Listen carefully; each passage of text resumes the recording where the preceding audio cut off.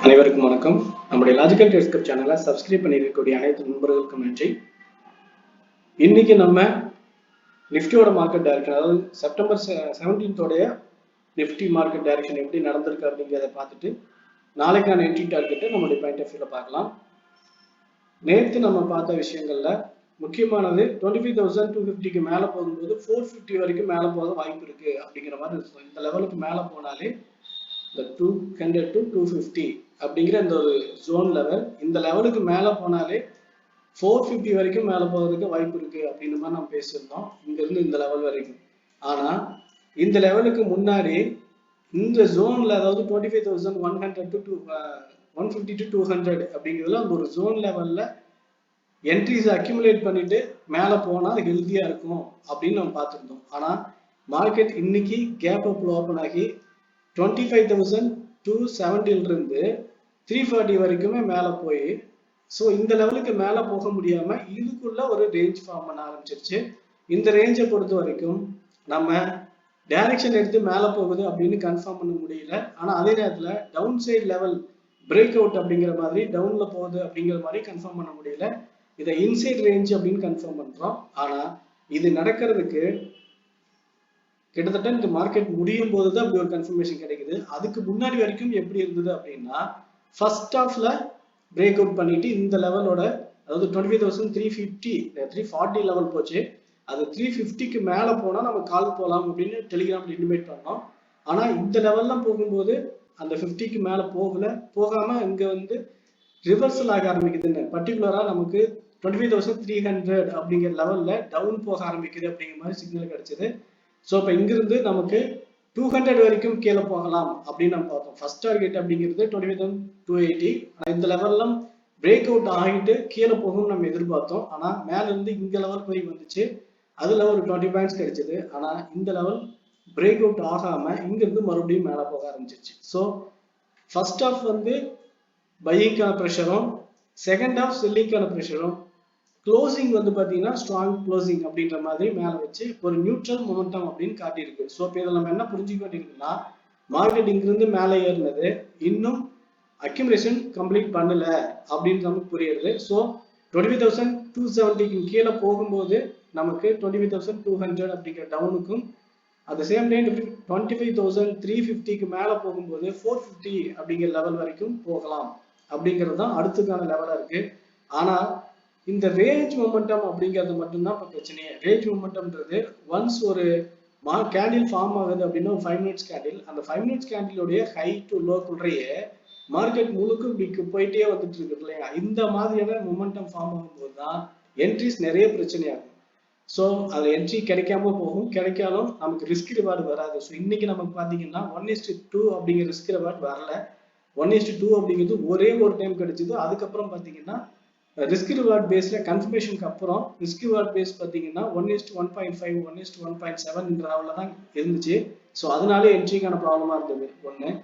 Put ஆப்ஷனுக்கும் அதே மாதிரி இருந்தது. ஸோ ரிஸ்க் ஜோன் அப்படின்ற மாதிரி இருக்கிறதுனாலயே இங்க ஆப்ஷன் பையிங்கான மொமெண்டம் ரொம்ப வீக்கா இருந்தது அப்படின்னு தான் நம்ம பார்த்தோம். ஆனாலும் அந்த 15 பாயிண்ட்ஸ் வந்து நம்ம புக் பண்ணிட்டோம். சம்டைம்ஸ் காஸ்ட்லி வெளியே வர மாதிரி இருந்துச்சு. ஸோ இதுதான் இன்னைக்கு நடந்தது.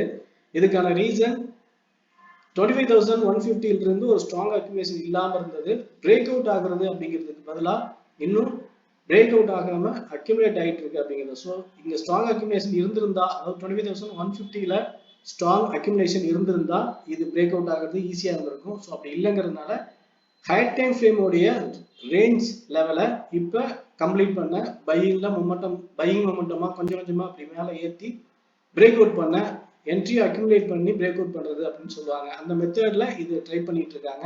த ரீசன் 25,300 அப்படிங்கிறதும் 300 to 500 அப்படிங்கிற லெவல் வந்து பாத்தீங்கன்னா ஹையர் டைம் ஃப்ரேமுடைய ரேஞ்ச் ஜோன்.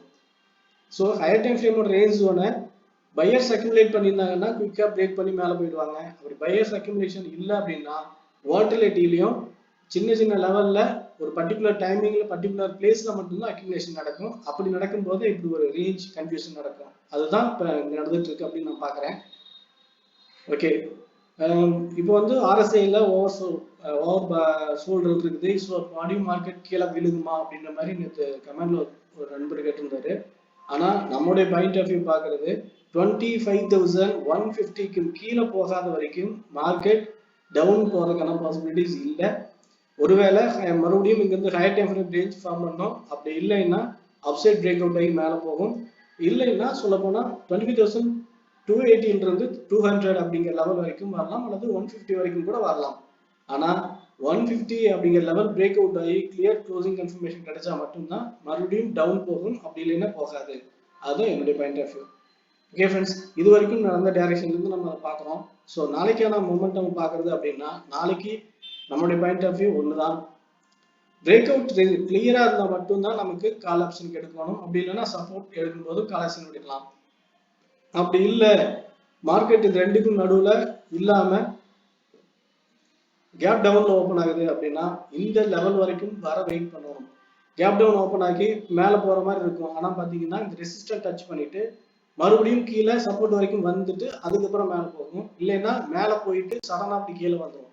இப்படி எந்த மாதிரியான ஒரு வால்டிலிட்டி மொமெண்டமும் இங்க நடக்க சான்ஸ் இருக்கு. ஸோ ரெசிஸ்டன்ட் லெவல்ல சின்ன, அதாவது 1 மினிட் டைம் ஃப்ரேம்ல லோயர் கன்ஃபர்மேஷன் சின்ன ரிஸ்க், அதாவது சொல்லுவாங்க 20 10 பாயிண்ட்ஸ் டு 20 பாயிண்ட்ஸ் ரிஸ்க் வச்சுட்டு 40 60 பாயிண்ட்ஸ் டார்கெட் வைக்கிறது அப்படிங்கிற மாதிரி மட்டும் இங்க இருந்து புட் ஆப்ஷன் ட்ரை பண்ணலாம், அல்லது கால் எடுக்கும் பொழுதும் அந்த மாதிரி பேஸ்லயே 1 மினிட் டைம் ஃப்ரேம்ல எடுக்கிறது கொஞ்சம் ஈஸியா இருக்கும்.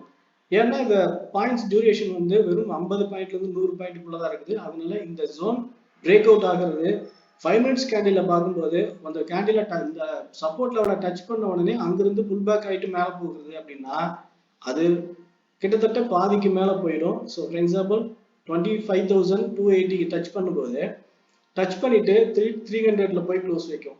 300ல இருந்து மறுபடியும் கீழே ஜிக்ஸாக் ஆயிட்டு மேலே போகும்போது நமக்கு இந்த என்ட்ரியை கன்ஃபர்மேஷன் பண்ணி எடுக்கிறது ரிஸ்கா இருக்கும். அதனால லோயர் டைம் ஃப்ரேம் வச்சு எடுக்கும் பொழுது இங்கிருந்து மேலே போற இந்த கேப்பே நமக்கு டார்கெட்டா இருக்கும். ஸோ அதனால அந்த மெத்தடை ஃபாலோ பண்றது ஈஸியா இருக்கும் அப்படிங்கிறது என்னோட பாயிண்ட் ஆஃப் வியூ.